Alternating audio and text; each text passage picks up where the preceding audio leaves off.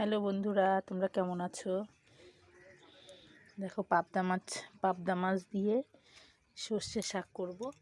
এই যে সর্ষে শাক, তোমরা শুনেছো সর্ষে দিয়ে পাবদা করে, আজকে পাবদা দিয়ে সর্ষে শাক দিয়ে রান্না করব। চলো কড়াইতে তেল দিই, আর এটাও তেল দিই। এটা সর্ষে শাকটা বসাবো,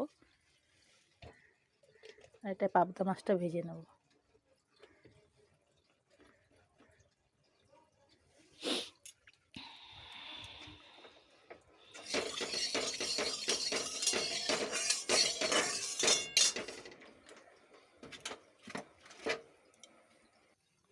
সর্ষে শাকটা সম্বাদটা দেব।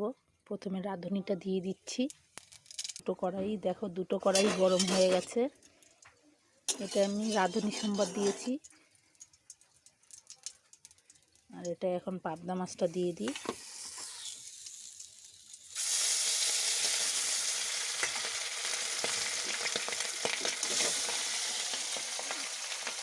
তো গরম হয়ে গেছে, আলুটা দিয়ে দিলাম।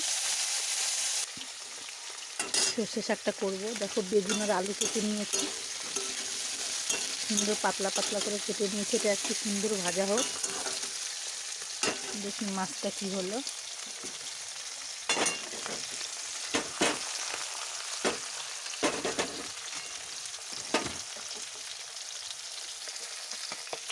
দেখো এবার শাকের ঝোলটা জল দিয়ে দেবো।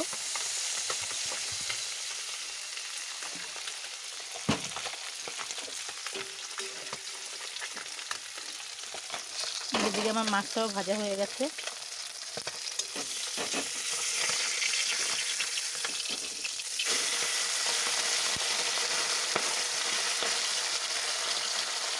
মাছটা ভাজা হয়ে গেছে, তরকারিটায় জল দিয়ে দিয়েছি। এখন ফুটে উঠবে।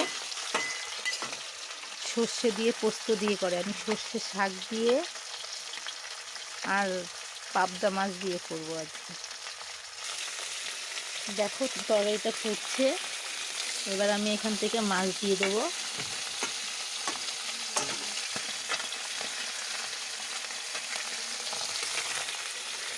পাবদা মাছটা দিয়ে দিলাম।